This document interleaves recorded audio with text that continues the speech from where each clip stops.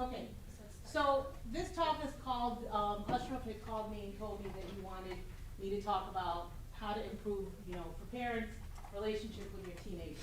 And so, that's the name of this talk. We're going to talk about the challenges and solutions with that. So let's look at development first. If we're going to talk about, the stages that adolescents go through.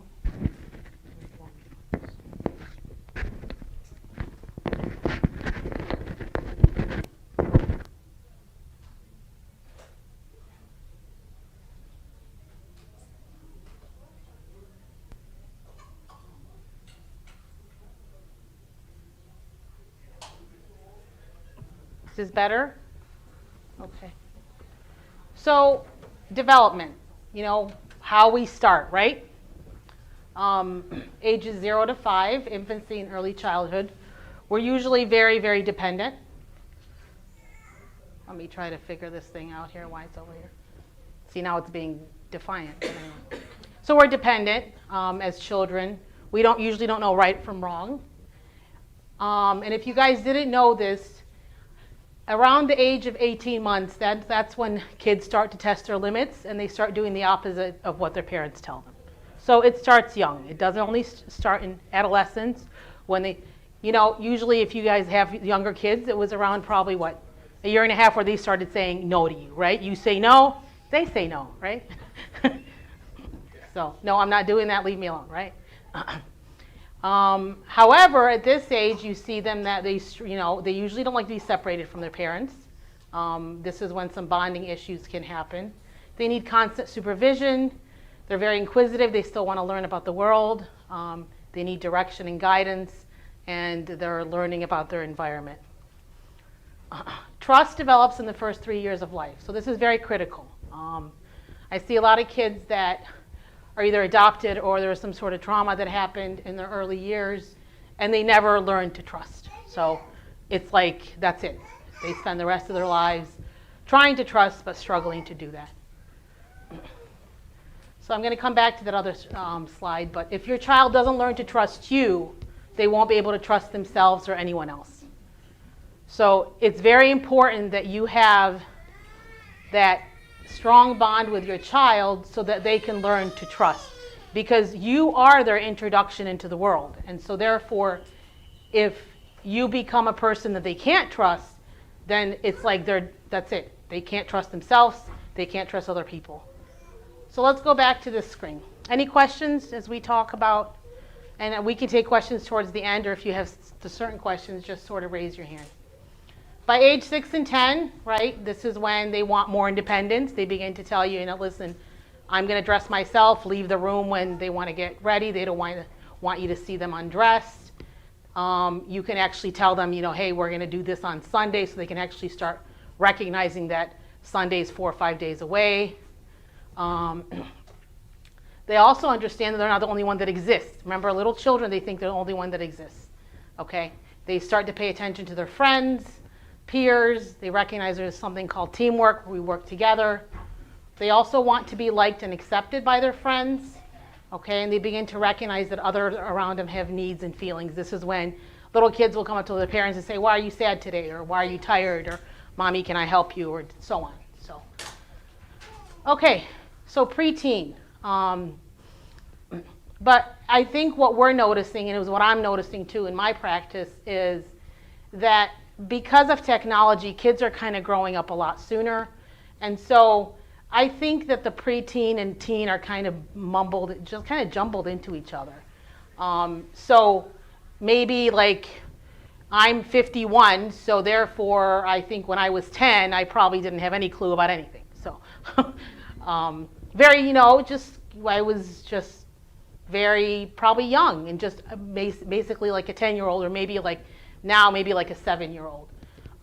So I do think that this age to 10 don't look at the numbers and make them specific. That's just kind of more of we're trying to give you a range.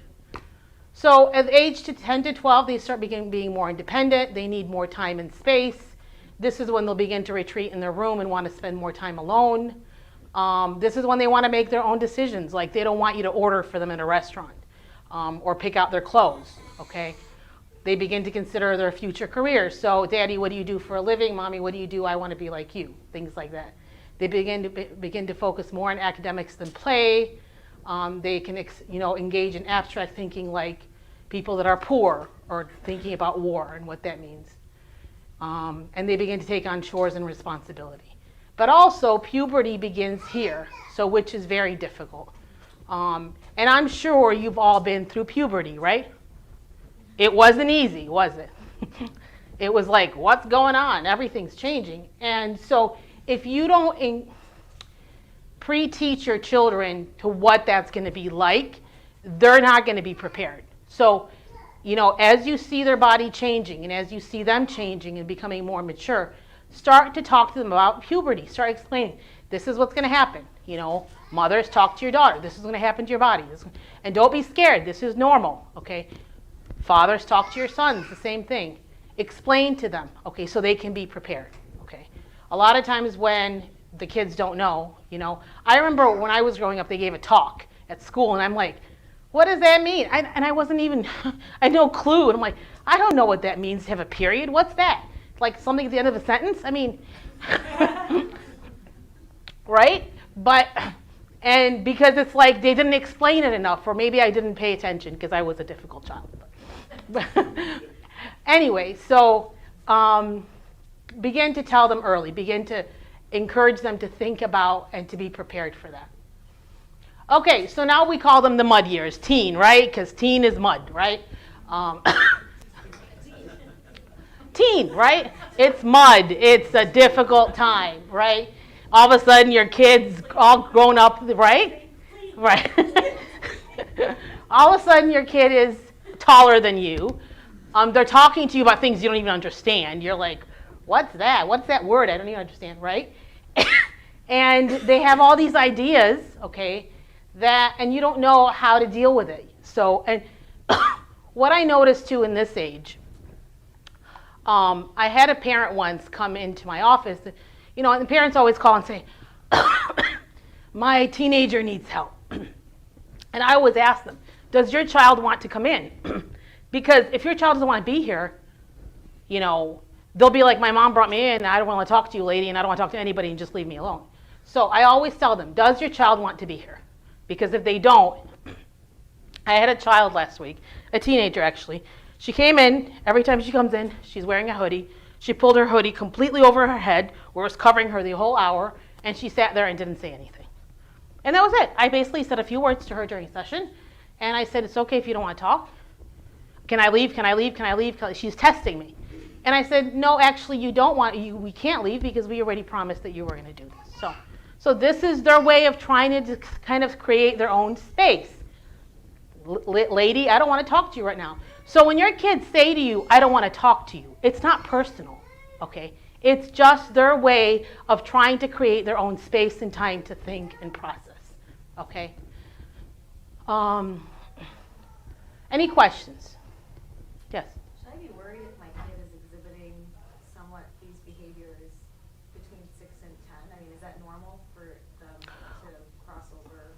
Well, as I said earlier, that because these ages are I think these guidelines are changing because kids are growing up a lot quicker. No, you shouldn't be worried. But remember, too, each one of your children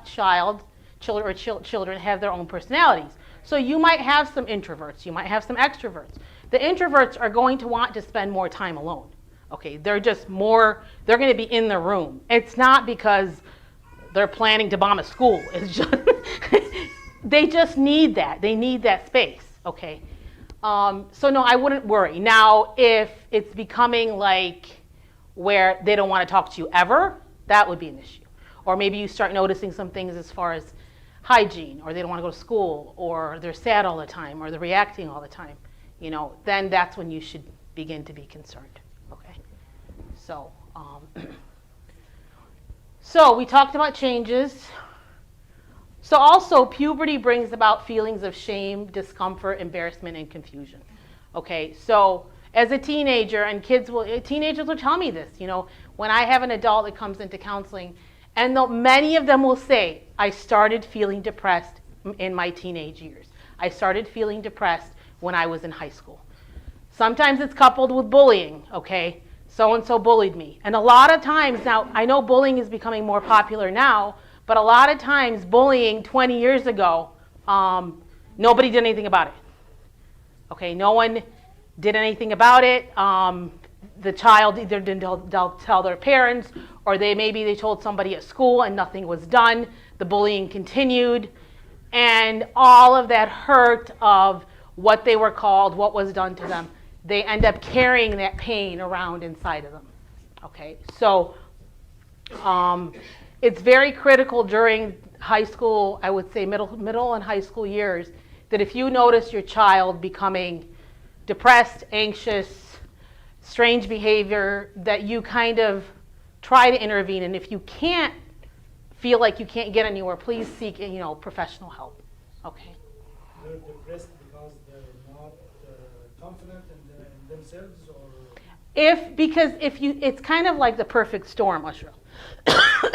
Their body begins to change, and their emotions begin to change, and then they already start feeling awkward about themselves. Excuse me.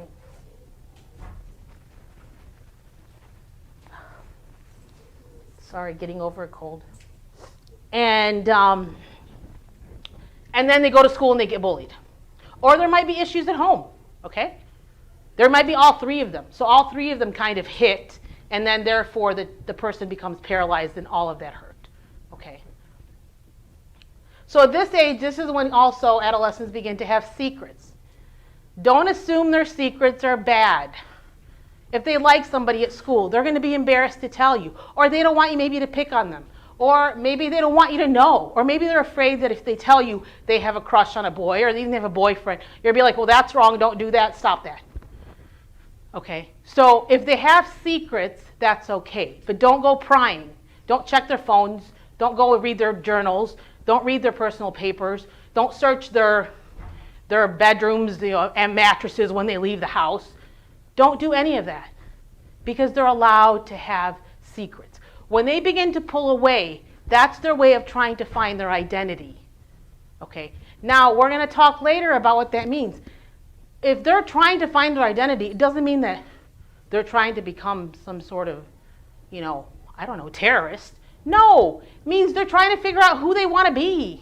So give them the space to figure that out. So this is for parents here. Adolescence is a period of rapid changes between the ages of 12 and 17, for example. A parent ages as much as 20 years. Okay. Does any of you recognize this you? Parents age 20 years, right? Because they feel like they don't know what to do. Okay, what's the right way? How do you approach your child?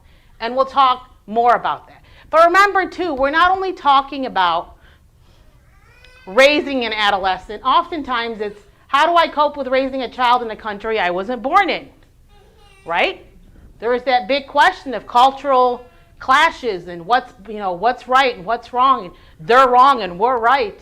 So how do I try to understand their perspective and learn patience when I don't understand? Okay? How can I be less judgmental with their choices and their opinions? Okay? So I often tell parents, don't tell your kids, we're not like them. Because what you're then doing is you're isolating them. Okay? You're isolating them. You're saying to them, leave these bad people alone and we're always right. No, you're right.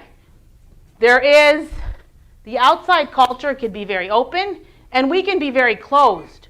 So we need to meet somewhere in the middle. Okay?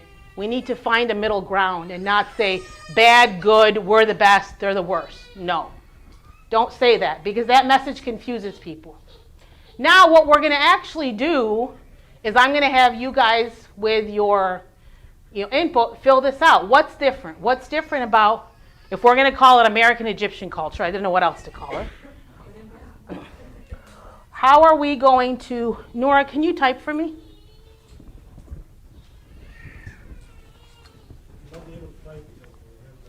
We can't type? Oh, we can't. We can do the thing. We can do the. Okay. Okay, any questions while they try to set that up?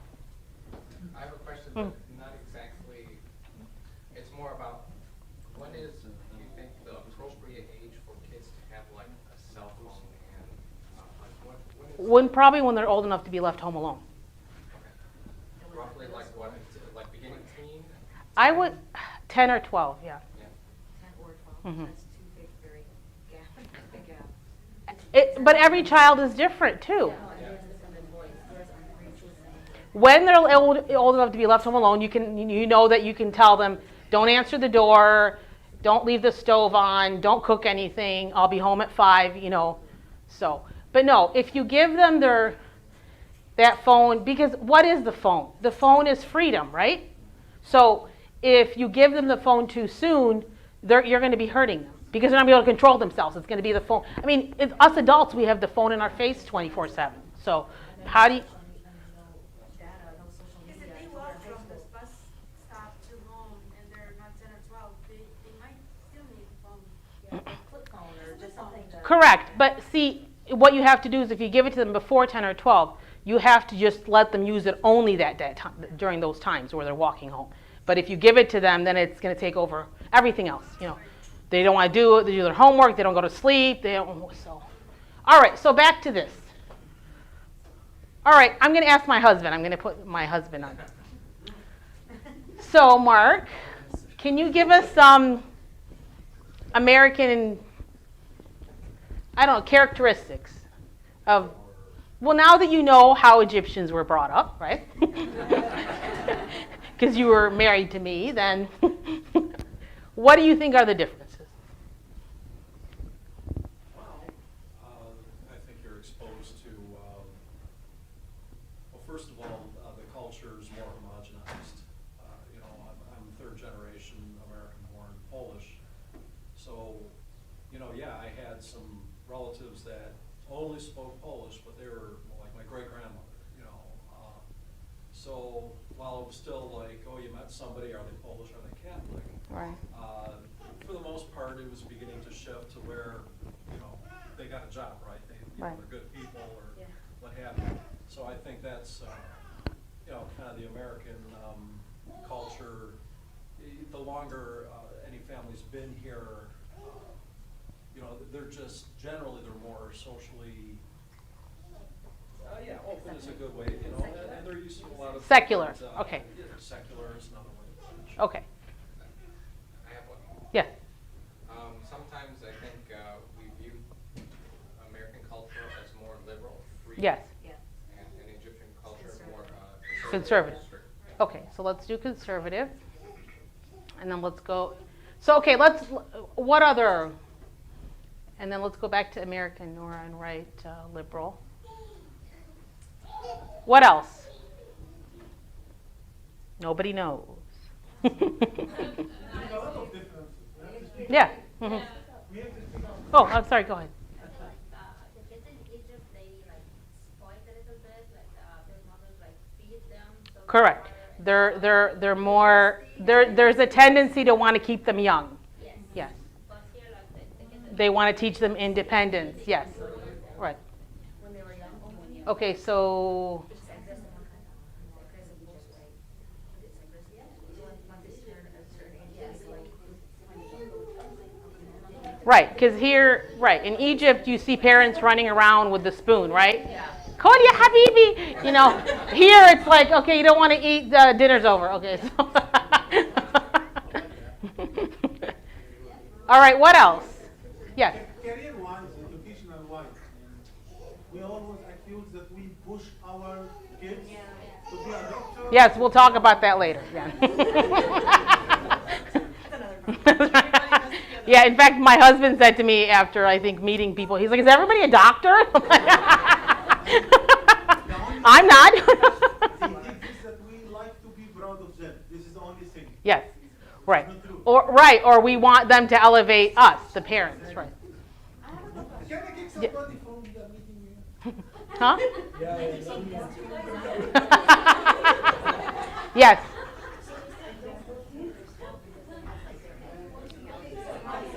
I feel like with the media, everything's going on right now. Could I answer that question towards the end? Do you mind if, just remind me? Okay. Yes. Eas- more fluid, easygoing. Easygoing? I mean, there's liberal too, but I'm Okay. differentiating this from liberal. Fluid. And the Egyptian side, Mhm. what's the word I want to use here carefully? Don't ask me, I'm gonna get told.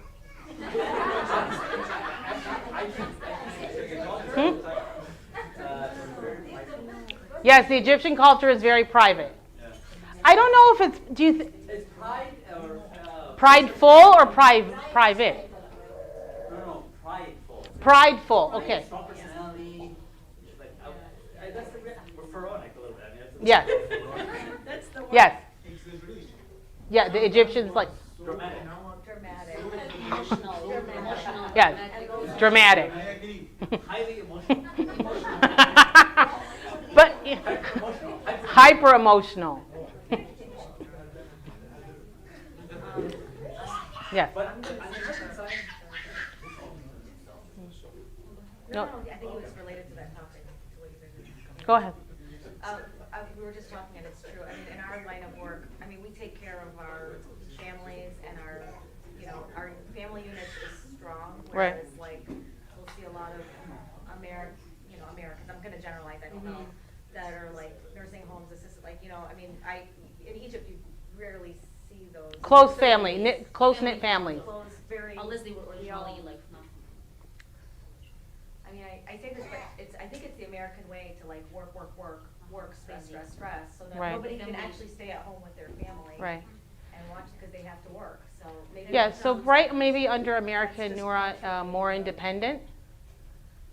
And Yeah, then, more independent. yeah, and Oh, then we'll flexible. write under Egyptian, more family, you wanna say something, close-knit families, yeah. I mean, this is a general, I know, Yeah, I'm not speaking to. that's what we see in our job. Right. Specifically, I don't. Especially in medical field. I've explained, if I can interrupt a little, I've explained to Mary that, I grew up in the typical Polish, Italian, German neighborhood.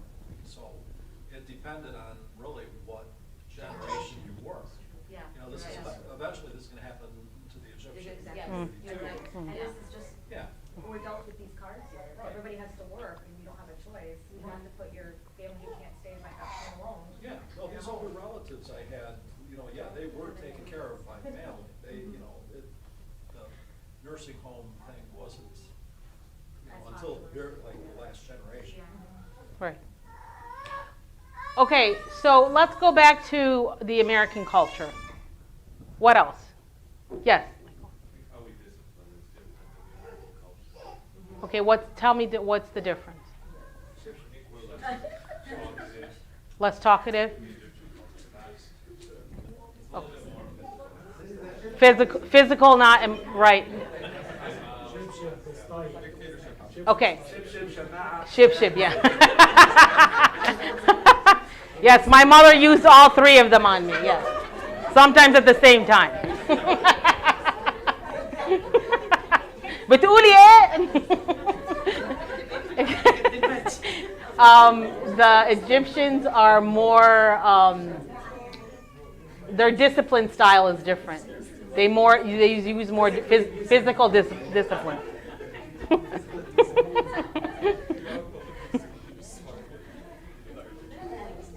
okay, I have Yes. This one's not obvious. I don't think we all think of it. I don't think the Egyptians, I don't think we value the, how do I say this? Sometimes we view emotion as weakness. We're not Yes. emotional. We don't value emotional. Not allowed to cry. Right. No, it's true because, right, like I've talked to Abuna, and I say, Abuna, I'm a therapist. And he says, Mary, they're not going to come and see you. You're from church. And then you're going to say, I'm not crazy, Abuna. تبعتني لوحدة أكلم معاها أقول إيه يعني مش. I'm like, Abuna, it's crazy. What's the word crazy mean? In some sense, we're all crazy then, So we all have things that we do wrong, or we all have things that we think wrong. Yes, yes, very much so. Depression and anxiety. Right. Can't talk about emotion. Yes. So I think like Americans, they don't worry much about what will people think about them or what's going on. Yes, we worry much about what they think about us. With us also in a competition, we have Okay. like almost competition here. You're right. No, even us, we're so worried about what And people they, think. we can. Reputation doesn't matter. Yeah. That's why you have to be doctors and engineers.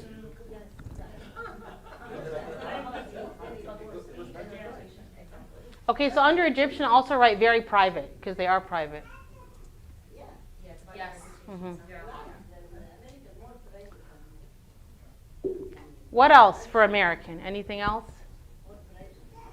Okay, talk about when they're younger or when they're older. Just the culture.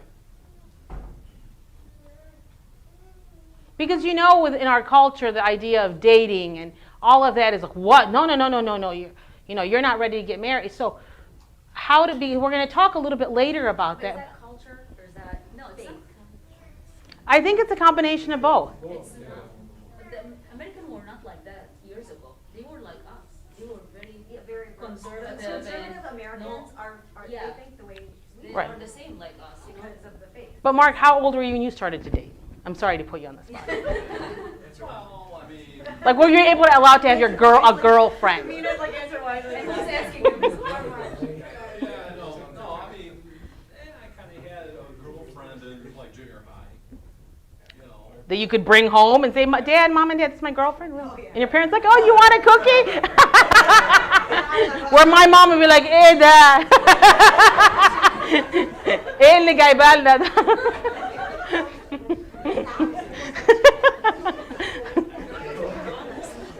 I know she didn't know she was going to be on this spot. I just want you guys to know that even though I grew up here, I know exactly what it's like to be raised by Egyptian parents. Okay, so I don't know what to call it when it comes to is it certain, what is it, certain what? Like when we talk about dating and we talk about, Soft. I mean, certain. Soft. we're soft or they're soft? They're soft. We're definitely not soft. I would call it less careful, actually, that's my Permissive. opinion. Less careful. That's my Permissive. Permissive, I like that. Mhm.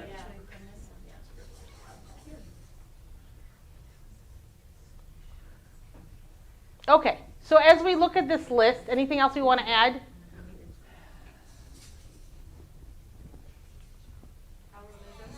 Hmm?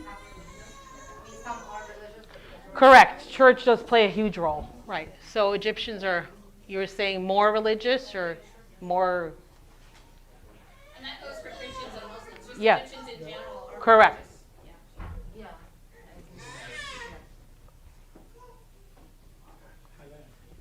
Yeah. Okay, so as we look at this, what do you guys think?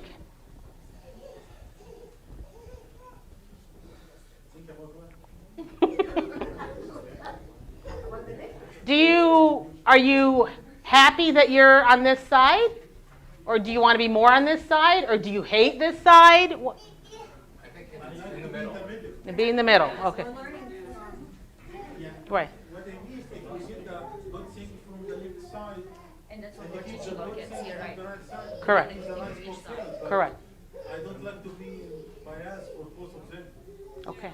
It seems that we know more about the Egyptian side than the American side. Mhm. Maybe it would be good if we learn Right. about this side a little bit Sure. before we criticize them. Correct. Okay. So thank you, Nora. You're welcome. Each teenager is struggling to find their own unique identity and become their own person. So there's only one of us anywhere in the world, okay? So we're all unique. There's not like, I want my son to be like me, exactly like me, or I want my daughter to be exactly like me. Yes, we will borrow traits from our parents, but at the end of the day, we're not exactly identical to them, right?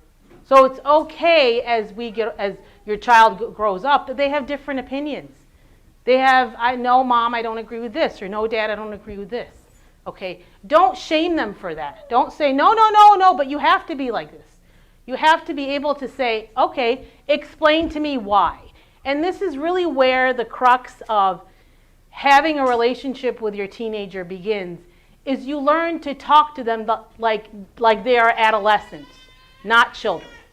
Okay. If you treat your child like a child for the rest of their life, they're going to keep rebelling, right? And then at some point, the relationship may even end where they'll be like, I can't do this anymore, right?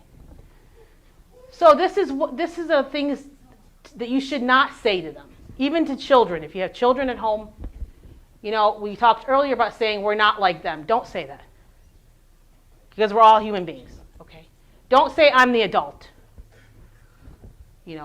Don't say in my house, because the message you're sending to them is it's not their house. Well, where are they supposed to go then? The neighbors? So. Yeah, it's our house, okay? Don't say your opinion doesn't matter. Okay, let's talk about our opinion. Why do you feel this way? Why do I think this way? Don't say you're not old enough to make your own decisions. Okay? Don't say I don't care why. Now, I understand in the middle of a fight or a heated argument, some of this stuff may come out, okay? But when you do say those things, be aware that just like you ask your child to apologize, that you also have to apologize too when you make those mistakes. But that is difficult in the Egyptian culture. Yes. Because parents assume if they apologize, then they appear weak. No. By saying you're sorry, you're just admitting you're a human being who makes mistakes just like anybody else. I think it also teaches your kids to say sorry. Yes. That's exactly right. Yeah. It also And they teaches respect you them more. not to be that, the pride of it. Right, correct. And don't say this one's really famous, because I said so. Right? Yeah. And don't say I don't care what you want. So this is difficult. You have to change as your child grows. Okay? Because as they grow, your relationship with them has to change too. Okay, you don't continue changing your teenager's diaper, right? You don't need a diaper. If they did, that'd be a problem, right? But see, I think what I see a lot in parenting is the parents in their mind, yes, and as the parents, you may continue to see your child as the day they were born, this little innocent, human being that came out of you, and you're like, wow, my baby, okay. But as they grow, they're no longer babies, right? They're not babies anymore, so you can't you can't be stuck in that. You've got to be aware that a lot of times you're struggling to accept that they're getting older because you don't want to let go. You're having a hard time letting go. So during adolescence, when your child says, I don't want to talk, don't personalize it. It's their way of asking for space so they can figure things out on their own. Okay. In fact, I often tell parents, when your kid acts out, it's not about you. It may feel personal. It's about something they're trying to figure out. Okay. It's not about you. It's, I always tell parents, be an adult. Okay. When you're parenting, stop, be an adult. When you begin to make it about, well, why are they disrespecting me? Or why don't they listen? Or why this? Step back and go, what is my child really struggling with? Because they're struggling with something, okay? And trust me, if you do that, you'll be able to help them more and understand a little bit more what they're going through. Or even ask yourself, okay, when I was 5 and my parents said no, what did it feel like? It probably felt like the end of the world, right?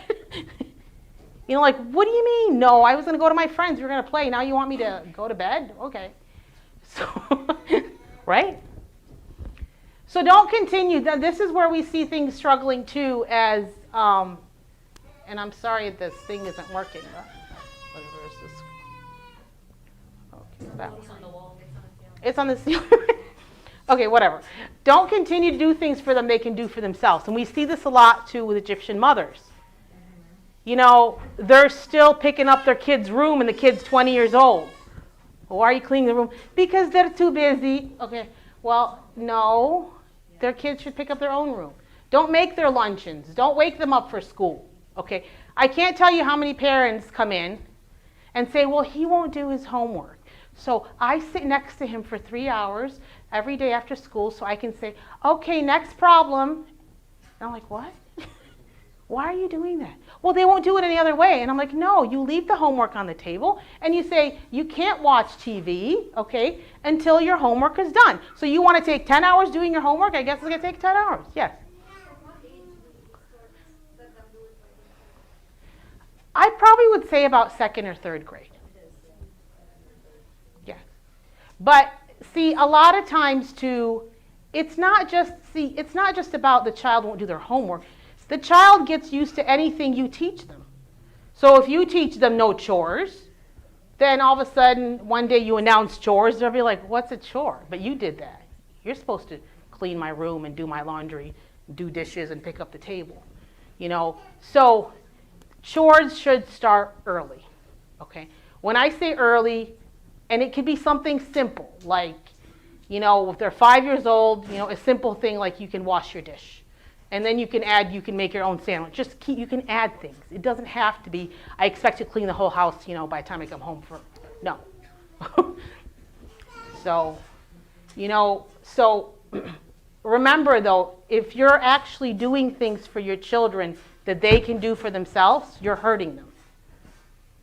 So, you have to encourage them to do things, you know, for themselves as long as they can do them for themselves. So your job as a parent is to teach them to be self-sufficient, because that's your job, right? You raise them and you send them on their way. They're not going to live with you forever, right? You want them to be self-sufficient. You want them to move out, right? I've had parents come in and say, my kid's 40 years old and he won't leave. And and I'm like, well, what did you do? Okay. Well, you know, they struggled, and so, well, obviously you created this person because we're all like that. If all of us could have somebody that will take care of us the rest of our lives, we'd live with our parents, right? Okay, staying here, not going anywhere. Okay, I'm going to just live there because mom will take care of everything. And this one's important. Recognize your own struggle to accept that they are growing up. Okay. So take ownership of that. Okay, I'm struggling too to let my kid go. I'm struggling that they're no longer babies. I'm struggling that, you know, one day they won't, I hear this a lot, they won't need me. No, you will always need your parents, just in a different way. Okay? The relationship will change, but you have to allow it to change. Okay, this one's important too. The worst thing you can do to any child is to compare them to their siblings or others. Because by doing so, the message you're sending is, you're not enough. Don't ever tell them, but you're not like your brother. But look at your sister. But you're not like so-and-so down the street. But your best friend's getting all A's. Don't do that. People say, well, it helps them to compete. No. It makes them troubled for the rest of their lives. Could you do like a different version, like say, see your sister already brushed her teeth and whatever? No. Because what you're then saying, George, is you better hurry up. You better hurry up because your sister is better than you. Maybe you're not even saying it in those words, but the message is there. Okay, but I can't tell you this. What if the kid likes the competition, or like, how do they? It's not. I understand why people say it, but trust me, it leaves lasting damage. So what's the alternative? Don't say your kid, your sister finished her homework, or your sister put on her clothes, or okay. So tell me, why are you struggling to brush your teeth? Ask them questions. They may say, I want to go to bed. I don't like to brush my teeth. I don't like you. I don't like anybody. That's right. But don't make it about that they have to be like their siblings, because then the message you're sending is, if you're not like your sibling, or if you're not like this person, then you're not good enough. Okay. Yeah. What about the inverse? Okay. Let's say you have two really good kids, equal behavior, and instead of, if I get, you said don't belittle them, because they're always, I get that. But what if it's, don't do something bad like your sister or like your brother? No, don't do that either. Inverse. No, because then you're making the other kid bad. Then they'll be like, oh, I'm better than you. And then they fight. No, you're not. They're not in the room, is what I'm saying. No, no.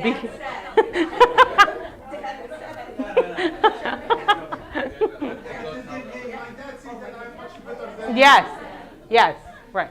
We don't need that guidance. So I have a question. Yes. When we like not compare them, but when we like make them compete a little bit, it's like having a role model. It's like see your older sister, she's like more independent. Do you want to be like her? Do you want to grow up? Do you want to be a grown up? I know that people do it because they think they're actually encouraging. No.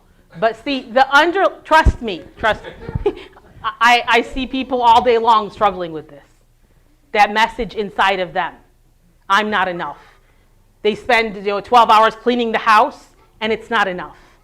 They kill themselves over whatever, becoming the most, whatever successful, and they're still not. I've seen professionals that make millions of dollars a year, and they're still not enough. And you trace it back to, well, my mom told me this. And it just stuck. It stuck. The message stuck, and it never went away. So there are certain messages, and I'm sure we all have them. A message you heard either at school or from a parent or from a sibling or from a friend, and the message stinks and it's damaging, and we spend our life trying to erase it. Yes? The comparison coming from the kid. All those comparisons himself. If it's coming from the kid, it probably somehow started outside first. So maybe they overheard. Maybe they even overheard you guys, and maybe didn't think the child was listening. Okay? Maybe they overheard, and then they kind of internalized it, and they said, I heard mommy and daddy saying this, so they must be right. You apologize. You say I was wrong in doing that. And you give them permission to be themselves. You're just fine the way you are. Okay? Yes, there's things we all have to work on. Use the word we a lot. Even daddy has to work on this. Even mommy has to work on this. Okay? I hear that you can compare them to themselves. Like, my son doesn't do that. Like you're referring Yes. to him. Like, my clean boy doesn't leave the room there. My smart boy doesn't struggle with his homework. That's what I hear. Right. But see, when people, even if you're saying that and your child's nearby and they can hear it, okay? No, I'm talking to him. Like, Oh, talk to your right. son. Okay, you're talking about, I thought you were talking about him. Compare him to himself. Like, Yes. He used to do something good, now he's struggling. So like, Right. But what's even more important is to ask him, why are you struggling? Why is this hard? Instead of telling him, well, no, all good boys have to have clean rooms. All good boys have to get A's. All good boys have to, If you ask him and he gives you excuses. Hmm? If you ask him, he gives excuses as an answer. Even with, Give him the excuse. well, you still have to ask, because your job as a parent is to try to understand why your child is reacting that way. It's behind every behavior, there is a reason. With us too, if you look at yourself, let's say you wake up one day and you have an awful day. If you trace back your day, you're gonna find a point where something happened that set your whole day. Okay, maybe somebody cut you off at work on the way to work. Maybe you and your wife got in an argument in the morning. Maybe, I don't know, you didn't pay a bill last night and now you're worried about it. Something. Behind every behavior, there is a reason. Okay, so no, talking to your children is important, and trying to explain to them, even though in your mind it's an excuse, you still get a conversation going. That's important. Okay. Any more questions about this? I mean, we can do a whole series on this. You're not enough thing. You know what? I always look at when I'm trying to look at myself. I always see myself as very guilty toward them. I always see that I have to give them more. Well, that could go back to also your own childhood. It could go back to your own childhood. No, toward them, toward my children, I always feel like I'm guilty. I need to give them more time, more efforts. But is that possible do you feel like you're doing everything? Yeah. Okay, Sometimes but I feel like I'm super mom, I'm doing everything. okay, but then that goes back to your own childhood. Something happened where you felt along the way that you're not enough. That no matter what you do, it's never enough. Does that make sense? Okay. So mistakes. We teach our children to avoid mistakes, to fear them, to run from them. But without mistakes, there can be no lessons. Okay? We have to make mistakes to have lessons. Mistakes help us to grow and to change. They help us to learn about ourselves. They help us to draw closer to God and others. And they help us to put on the right road. So don't ever say to your kids, we can't make mistakes. Mistakes are bad. Mistakes are wrong. Mistakes are awful. We all make mistakes. We all make mistakes, yes. Back to the American culture and the Egyptian culture. Sometimes the Americans leave for their kids open to try. Even the result, they for sure know that it's so bad. Mm-hmm. However, here for mistakes, for example, they leave them to do whatever they want, even it's a mistake. Is it okay for us?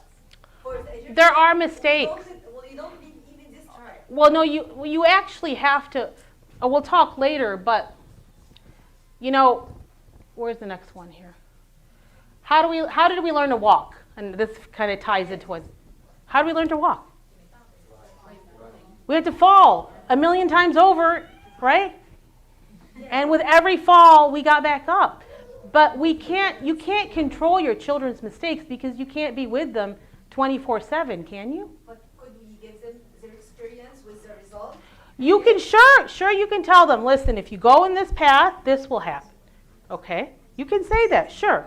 But don't say, oh my God, if you make that mistake, I'll never love you, or that mistake is because mistakes are part of life. Sometimes we make mistakes, even without, just things that happen. Oh, did I say that? I wasn't sure of that. Okay? So, but you can't walk around and be alive for 100 years and say, I can never make a mistake. And we all have this kind of tendency inside of us, don't we? And it's very damaging, yes. Okay, so I know you said earlier, don't search their rooms and trust, okay, I get that. But there are mistakes, like the biggest fear for parents in what I see in terms of American culture is drugs and trafficking. And drugs is one of those things that they may never come back from. And so it's true, and we're going to talk about that. Don't search. I'm like, I don't know, but if it means it's going to stop my child or. Well, we're going to. I understand.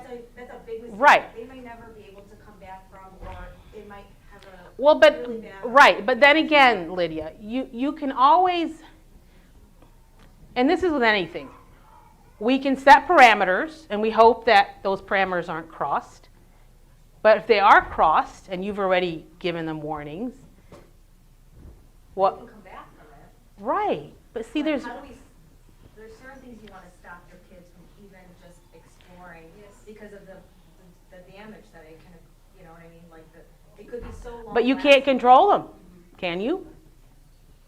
If your child says to you, you can't. If your child says to you, hey mom, I'm going out with a friend, I'll see you about 10 p.m. You're not allowed, okay? Then they'll go out anyway. They'll sneak out. This is how listen, I grew up here. Right. And this is how my parents did the old-fashioned American way, and especially that I'm a girl. My brothers they had better circumstance than I did. But they're like, not allowed. Sorry, oh, you want to go to the mall? Not allowed. You know what I mean? And I was like, I'm 17. You know what I mean? What do you mean I'm not allowed? It's just a mall. I'm just going to get a shirt. But that's what I'm saying. They were so strict. And I don't know if, and I'm not saying I would have. But you probably grew up, Lydia, and said, I'm never going to be like them, right? Well, now that I have kids and I see, because I say drugs and trafficking, those two things, I see where their fear is. Now that I know, but what you have to do is equip them, is that okay? Lydia, you have to equip them to take care of themselves because you're not going to be always around. Yes. Growing up here, that goes back to trust. Mm. You need to trust them enough to let them go out and experience stuff for themselves. I understand where parents come from with, especially for stuff like what's big now. Correct. Julie, vaping, the marijuana, Correct. all that stuff. Correct. I understand this has detrimental effects, but at the same time, you still need to let them, you need to trust them enough that if they fall, Correct. then they're going to work through it with your help. But it still goes back to the trust. Right. And I can't even imagine how hard it is. Right. To be able, because a lot of it is not the fact that they don't trust you, that you don't trust a child, you don't trust. You don't trust their environment. It's not personalized. Correct. But I know it can be tough, but you have to let them. And it's true, but see, in reality is that you can't be with your children 24/7, can you? And the older they get, the less time you have with them, right? So you can't assume that, sure, you send the message, you tell them why this is dangerous, and then you trust that if given that opportunity, that they will make the right decision. And that's it. And if they don't, then they have a lesson to learn, right? Okay, so this is a funny one. What should you tell your child about their career choice? Whatever you want, ya habibi. Not, but you have to be a doctor, right? So if they tell you, Dad, I want to go to the moon and back, whatever you want, ya habibi, okay? Dad, I want to be a garbage man.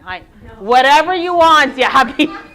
You can't say, but you have to be a doctor. Yes. I don't think these are the only careers. Yes. I don't think I have to be one of the two extremes. Like I could say, here is what's out there. Here are the pros and cons of these things, and then let them choose. I wouldn't tell them that. Or what about standard? Because if you're telling them here's what's out there, you're also choosing for them. Yeah, but okay, but Mary, we have to open their eyes sometimes and be like, if you want to. But listen, but because you cannot decide what they're going to do every day for the rest of their life. Okay, but I'm not this. I see that because it's the doctor thing. Yeah. You had a question? Okay. First him, then him. Yes. It's okay, not everyone will be a doctor or a lawyer or whatever, and we shouldn't force it on them. Okay, then that's what you do is you help them find their talents. You help them find their talents, where their talents are, that they could use them as a career. Sometimes, like, let's say, I'm not going to talk about anybody, but like, someone has a talent, and at the same time, they kind of ignore the talent for something like to become a doctor. I would say a doctor because everybody wants to be a doctor. Yes. But like, ignoring the talent to be a doctor or a lawyer, where that can play, and us guiding them through that. The bottom line is you can point out that they have a talent and point out that they can use that talent as a career if they choose. Now, if they say, no, Dad, I still want to be a doctor, then they've made their choice. Okay? Yes, because at the end of the day, they're going to be going to work for the rest of their life. And if they're going to work to be, let's say, a doctor or whatever, for you, then they'll be like, why did I listen to my dad? Or I don't want to do this. Okay. But at the same time, you have a responsibility to give them as much information as you have. And to the You- point there are certain things you you don't know. ask Now, them. I don't know about that. But Go and check it out. but Like, but I it's don't know. still, no, you don't when it comes to career, you can't say, well, you have an option. You could be a doctor or a lawyer or an engineer.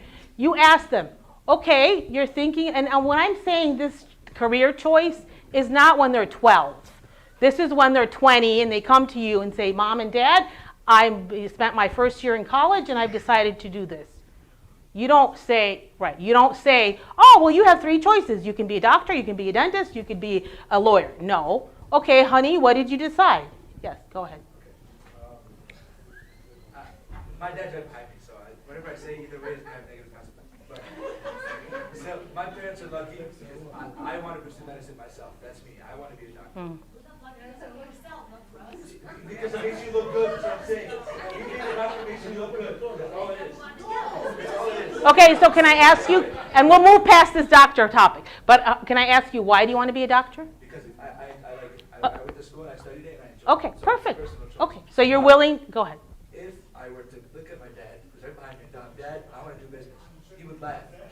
It would be hysterical if I wanted to pursue business. If I wanted to get a business degree. an issue because we're in America. Because he would tell you to be a doctor? He would tell me to be a doctor, pharmacist, engineer, lawyer.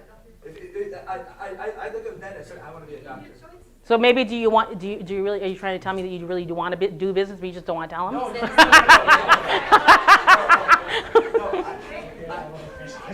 I feel like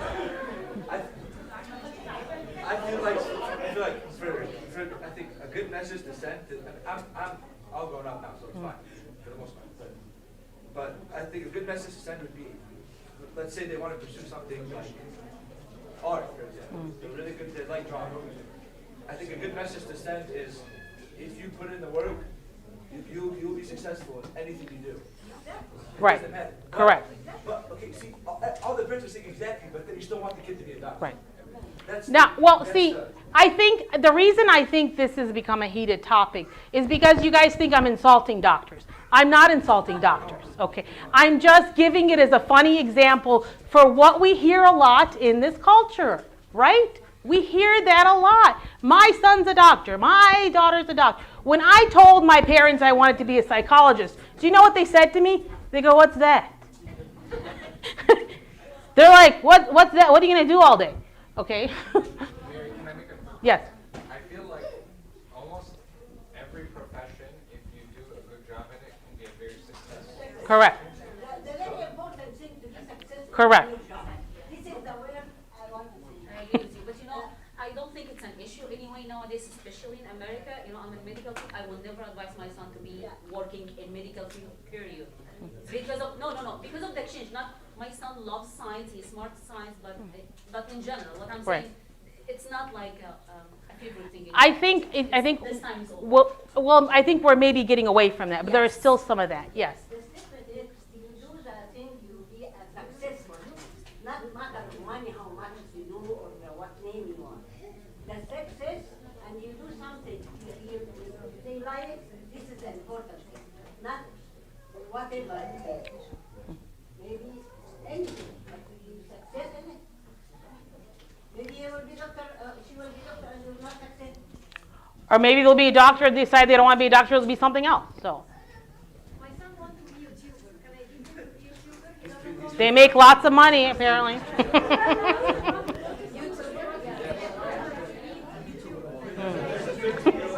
How old is he?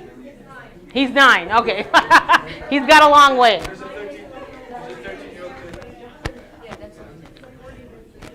Okay, so we're gonna just touch on these topics quickly, but we actually could do a whole, talk about this. These are difficult topics: drugs, dating, peer pressure, partying. Okay. So yeah, let's go back to. Let's do this first. How should you handle difficult questions? Okay. So teenager comes to you, "Mom, I want to go to a party with a friend."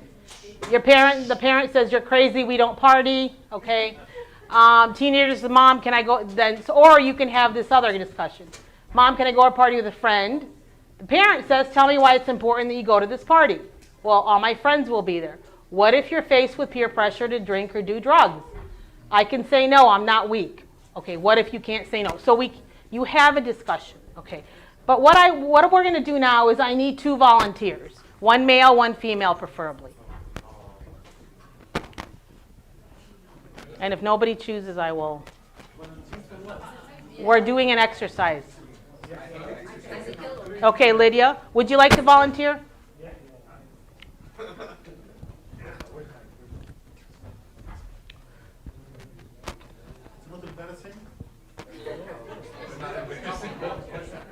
Okay, so I want you to be the mom, okay? And you're going to be the mom. You're going to be the dad. And I'm going to be the teenager. So we're going to do a scenario where you're going to be like the parents that are judgmental. We don't party. We're crazy. You're not going out. I'm going to ground you and take your car. I'm not very good at that. Okay, do you want to be the teenager then, and I'll be the mother?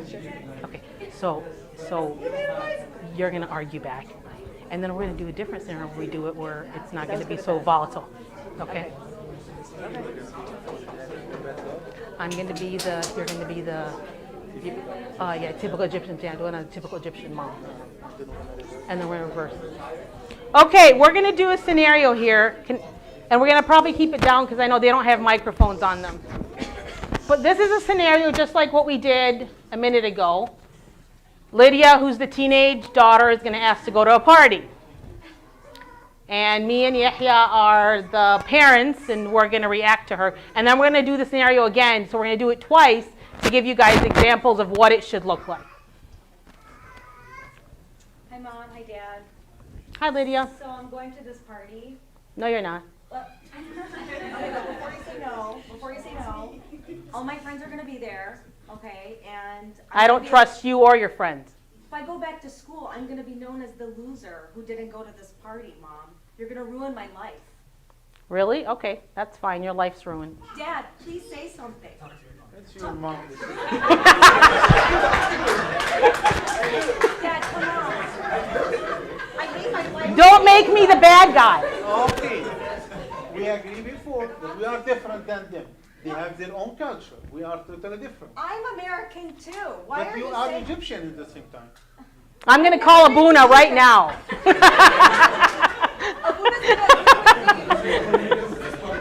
I hate you guys. You're the worst parents. This is the worst thing. Yes, this is the worst day. I'm gonna go to Tita's house. Okay, so let's restart the conversation. And now we're going to just actually try to have a calm, rational discussion. We're not going to use judgment or blame or shame. We're going to try to understand. Go ahead. Hi, Mom and Dad. Hi, Lydia. So before you say no, I got invited to this party and I really want to go. Whose party is it? Claire down the street. Oh, Claire, your friend from school. Yeah. Okay, and why are they having this party? Just for fun. Her parents are out of town. Okay.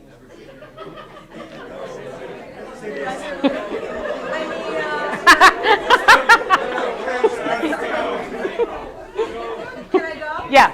No.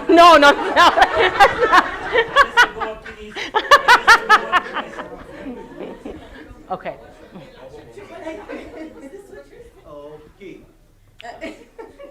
The only thing I ask you, if you're gonna go, you're gonna promise me you're gonna be daughter of God for whatever you're gonna do over there, or we're gonna be in trouble and we're gonna feel a lot of issue. What you gonna do for me? I'm gonna be the Do daughter you of trust Christ. about daughter? Yes. What happens if there's things happening at this party that you don't agree with? I won't do it. Like what? Do you know if there's going to be drinking at this party? I don't know, but I don't drink, and you know that. I'm What happens if your friends pressure you to drink? I'll say no, thank you. Trust me. So I can go. What? Okay. Dad One. said yes. Okay. So, do you guys think that these kinds of discussions are possible? They're not possible. Based on the parents not being there. Okay, so basically what you guys need to do is create parameters, meaning you say to her, okay, Lydia, let's say you decide not to drink. Let's say you have a friend that's pushing beer in your face. What are you going to do? Okay, are you going to say, please stop doing that and come home? Okay, how are you going to deal? Because the pressure can be pretty strong. Okay.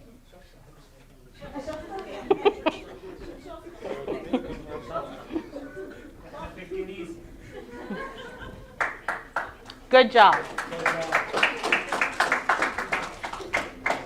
Okay, we're almost done. I know that this is, okay. So why do teenagers seek drugs or alcohol? What do you, okay, what do you mean not satisfied?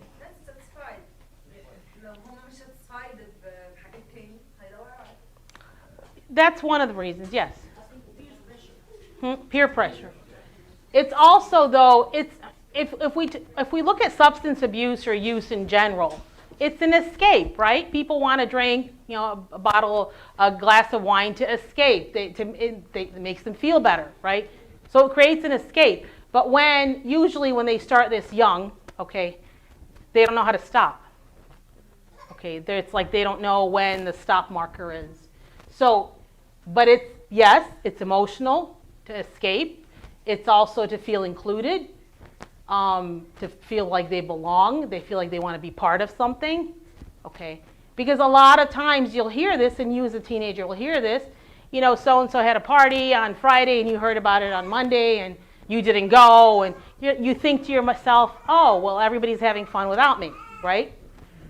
So, but also, don't forget that there is a genetic predisposition for substance use, which is if you have a family history of drugs or alcohol, somebody being addicted, okay, in the family, the chances of you becoming an addict is very high too, okay?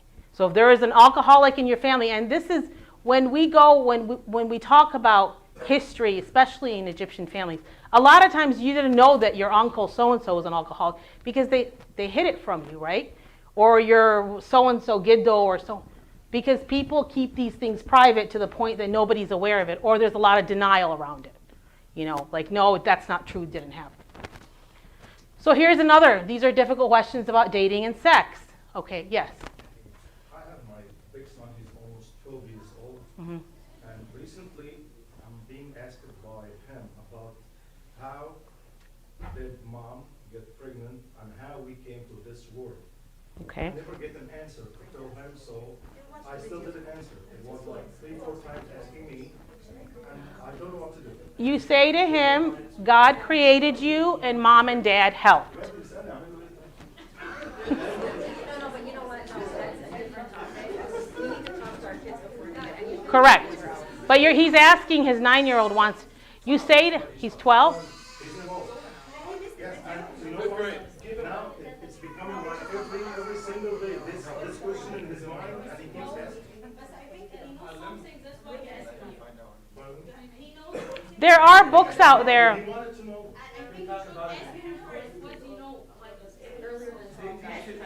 If you have any advice to me, you know. What I usually tell children, but there's younger than that, because everybody gets asked that question. I say to them, God created you, but mom and dad helped. They're going to say how. When you're old enough, I will tell you. That's it. No, but they learn the anatomy of it. They learn about way too early. I went to school. I know, but he's saying that his son didn't get that. I had no idea about it until I took my health class in 5th grade. But you probably wanted to come home and talk about And then I went home and cried. Right. Okay. So I know we can get off in many different directions, but all right, let's restart.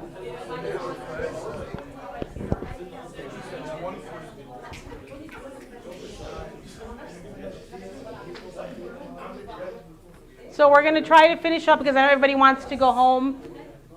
So this is a difficult topic. We can do a whole talk about it. But the most important message I want to send to you guys is normalize their feelings. Meaning, tell them when teenagers begin to grow up and they begin to go through puberty and they begin to have questions about their sexual feelings and their sexual desires, don't tell them that their feelings are disgusting. Don't say, hey, we don't talk about this. Don't say that il araf that. Don't say this stuff. Because the message you're sending to them is that sex is this ugly, disgusting thing. And sex is God-given, okay? It's not this ugly, disgusting thing. Now, the world may make it ugly, okay?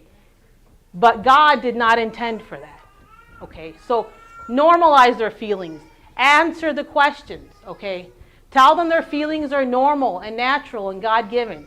Explain to them their body may feel ready, but their heart and mind is not ready. Okay? You know, they may say, well, all my friends are having sex, or my whatever, you know. So say to them, well, are you ready for the consequences of that? Are you going to have a baby? And a family? Because, you know, you may feel ready and it's very intense, and your feelings are normal and natural.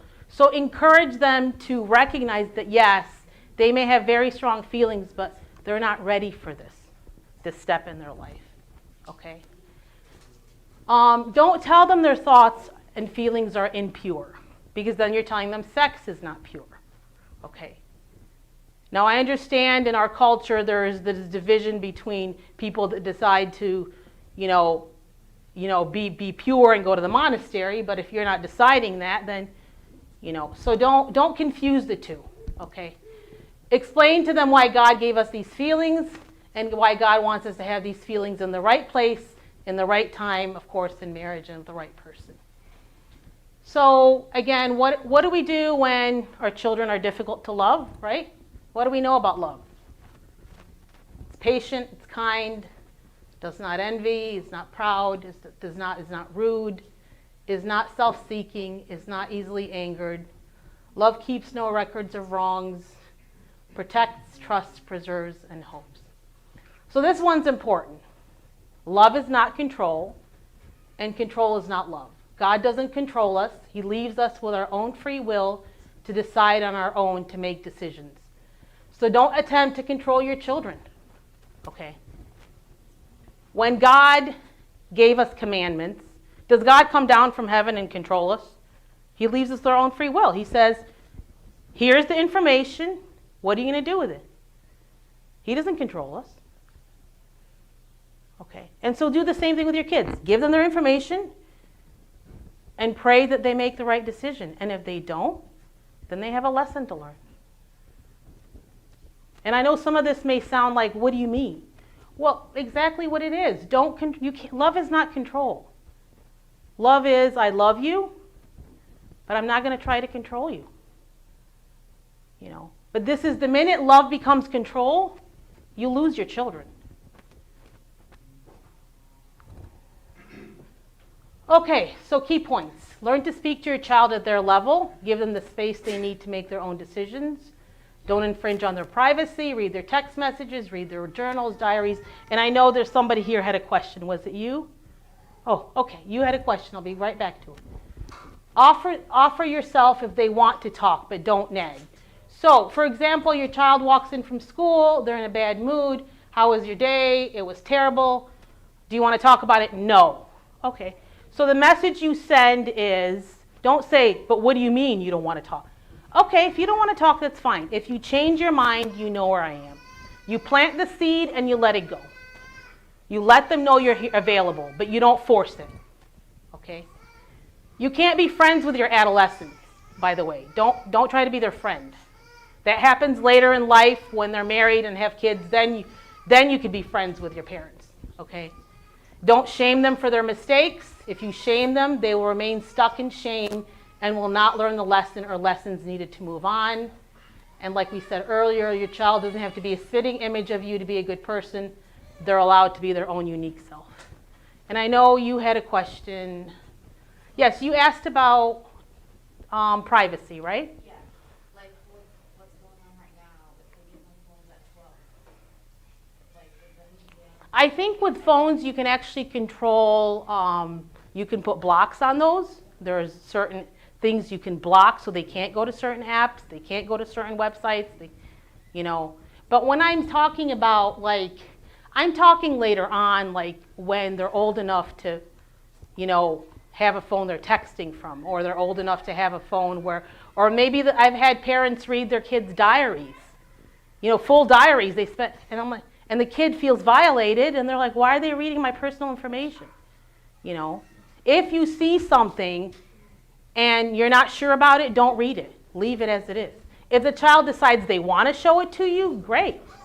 But if they don't want to show it to you, then you just have to respect their privacy. They can write it in code, right? Yes. How can you differentiate between control and protection? Because I feel a lot of time that I'm protecting her from bad things to happen to her. So, but it doesn't mean that I'm controlling her. Well, But I'm accused of always being overprotective. Okay, protective is different than control. Control is, how do I explain this? Control is when you do everything you can to make sure they don't do exactly what you told them. Does that make sense? Control would mean, let's say, how old are you talking about? 16. 16 would be your child tells you, Mom, I'm going to the mall. You follow her to make sure she's at the mall. I'm serious. There's parents. Okay. All right. Are we not allowed to look at my friend? No, that's the child on the phone is the So worst bad. thing to do. No, that's how you torture your No, children. it goes back to the trust thing. It goes back to trust. If they break, They will text you and say, I need help. Okay, see, okay. Yes, they will. No, I'm glad you brought that up. I'm glad you brought that up. No, I need to know. If my mom has my location, and she's got, like, my mom she'll text me where I am, she won't have.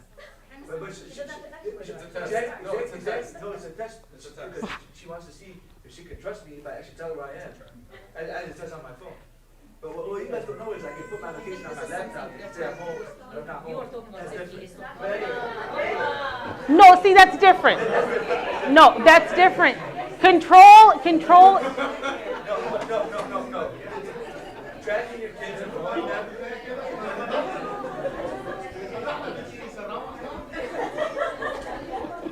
Tracking your kids on Find My iPhone or Find My Friends.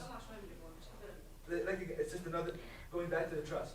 That's the one thing that we need to make sure, if you guys trust us, it will go a lot smoother, everything. You need to trust us and let us mess up. And then we'll work through it. But you have to let us make mistakes. They're not breaking you without your knowledge. You agree? Not about 20. Huh? No, there's no agree. There's no agree. No, it's But they say go. I'm talking I like, want to make sure my kid arrived at the mall safely at 14, 15 years old.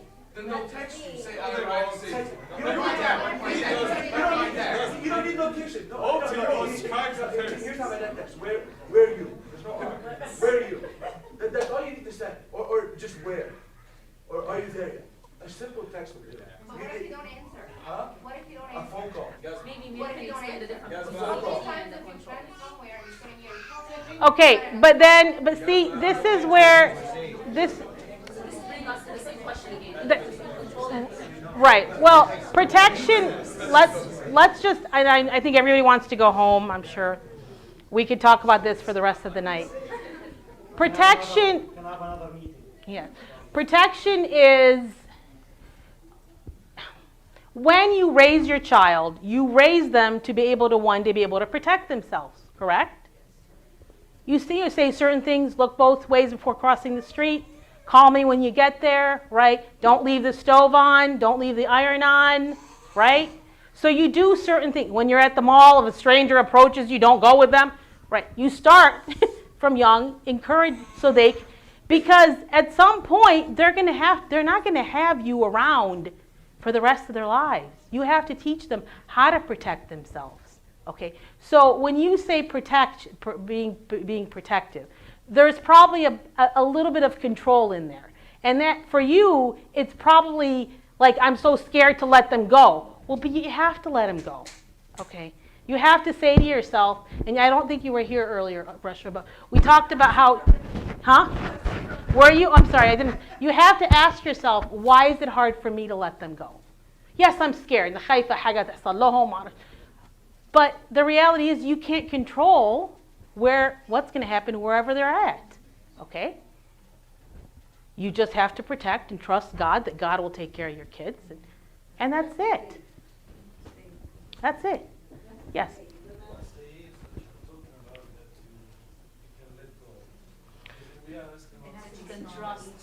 You start letting go with every step as they get older. Okay? And then when the baby can't walk, you carry them. But then when they can walk, you leave them, right? So you begin with every development, you let go a little bit, right? You let go a little. And if you're not letting go, you've got to figure out why you're not letting go. So, but it always goes back to both people. It's you and them, not just them. You always have to ask yourself, why am I struggling with this too? Yes, did you have a question? Yeah, so I would like to say that not all the children are the same. Correct. So I cannot treat them the same way. Correct. Like, for example, A and B. A is different than B. Correct. So I'm not going to treat them the same. And in the meantime, I have to set the rules. Like from 12 years old, I have to be so tough in the beginning until I set the rules. And I have to teach him how to swim. Then I will leave him. Correct. But I cannot tell him, let it go from 12 and 13. I absolutely disagree. Because they will be like a blind, especially. Correct. And when we talk teenager, I mean, remember, this presentation was about teenagers, and I kind of did it more from they're older, you know. Yeah,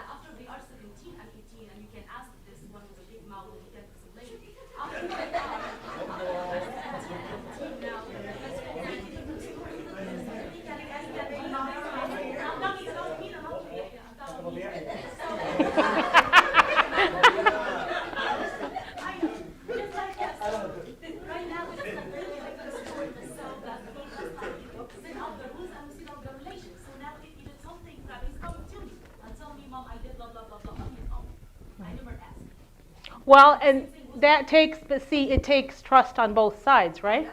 It's not just one-sided trust, right? You trust them and they trust you, vice versa. Right. Sure.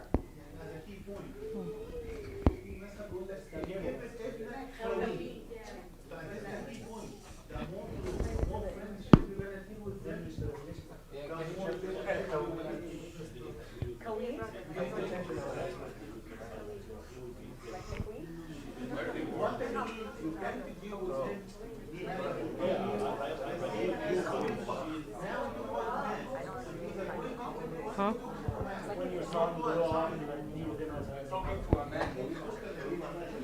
Okay, so we have some work handouts here. I don't know if there's enough, so just take one per family.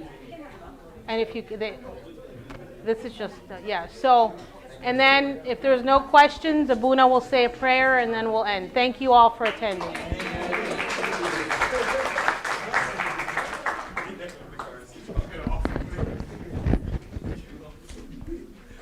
If I can just say just a couple words. Just no more than 10 seconds. First of all, thank you, Mary, for this presentation. I apologize that I could not attend the whole thing, but you, at least the time that you're here, that I attended, the points were very well taken. Just to give you some, not to say that I'm a professional or experienced in this, but I can tell you at least experiences growing up in this country, okay? Because I came to the U.S. when I was 10 years old, and my parents, it's the live stream.